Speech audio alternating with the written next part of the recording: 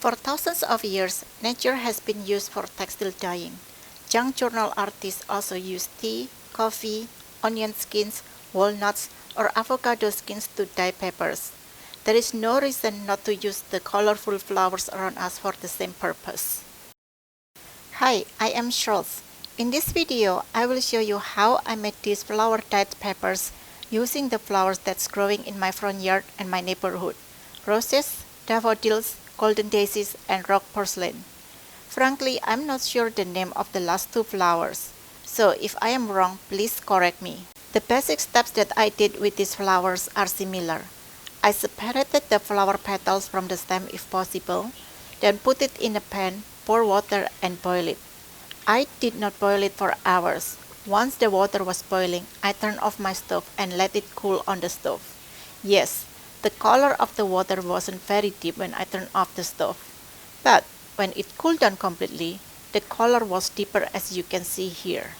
The reason was the remaining heat in the water will keep cooking the flowers and bleed the colors into the water. You can boil it for hours if you want to. I don't have the time to wait for the boiling water, and I have young kids that always require my attention. This method works for me, and in my opinion, it also saves energy. My next step is to dip the paper a sheet at a time. I like to wear a glove when doing this, so my fingers won't be stained. I gently push the paper into the dyed water to make sure the surface was submerged. Then I let it sit for hours or overnight before drying it outside under the sun. I didn't measure how long I let the paper submerge in the dyed water. Don't be alarmed when the dyed water changes colors after the papers are left submerged in it for hours. This is how my rose water looks after I left the paper soaked for hours. It looks brownish. Surprisingly, it dried smoky pink, as my friends describe the color. These are the papers dyed using mainly red roses from my yard. The batch from this year yields a variety of smoky pink color. Each batch yields a different shade of smoky pink, and the one from last year, interestingly, yielded a brown shade. Even the same batch of rose dyed water yields a different shade of smoky pink.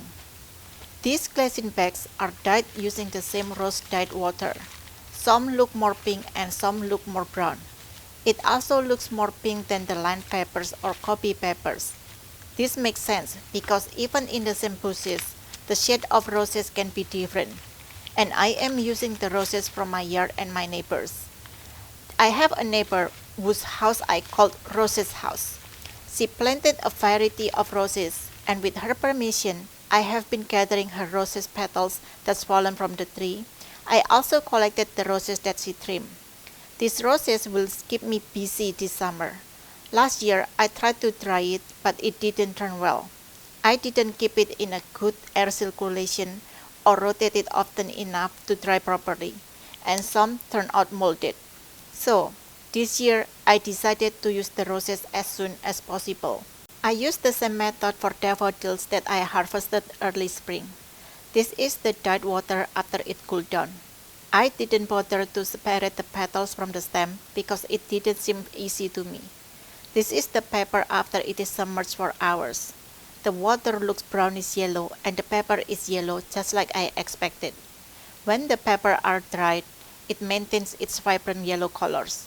I got the same color using golden daisies. I did it differently with rock purslane. Instead of boiling the petals, I left it submerged in water. I have to harvest the flowers daily or it will wither the next day. I separate it from the stem, then just put it inside the plastic bottle I prepare. It doesn't take much to color the water either. After I shake it a couple of times, you will see that the water turns purplish. I will put more flowers so you can see it clearly. Rock purslane, in my opinion, is very wet. If I don't process it immediately, it will become mushy and stain everything purple. Here, after I put more flowers, you can see that the water turns a deeper shade of purple. I do this daily as long as the plant is flowering and keep it in the fridge until the flowers are mushy like this. Then, I will use it just like the roses or daisies.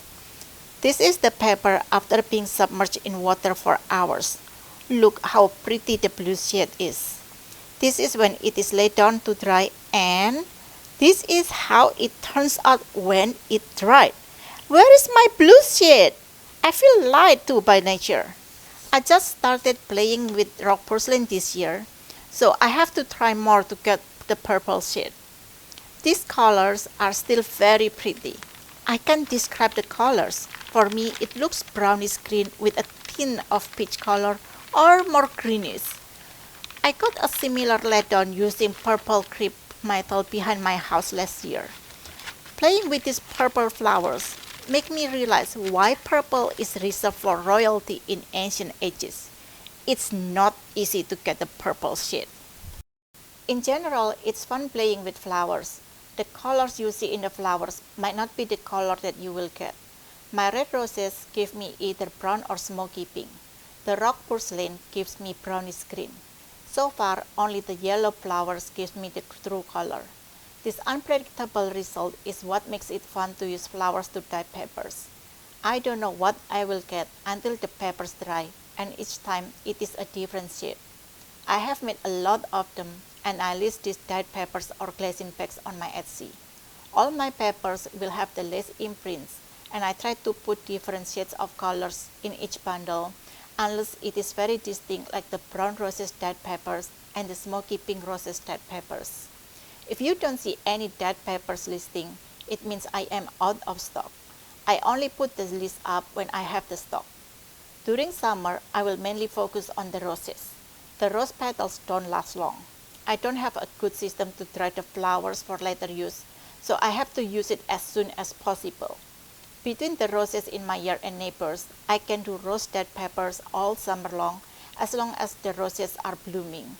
When I am out of rose petals, I am doing onion skins, avocado skins, or other natural sources I get my hands to. If you don't want to miss any of my dyed papers listing, add my Etsy store in your favorite shop. I hope you try dyeing papers using flowers around you. If you do, please share your results with me. I love to see what colors your flowers make. If I get more success with my purple flowers, I will share the result and the process. Happy crafting! Bye!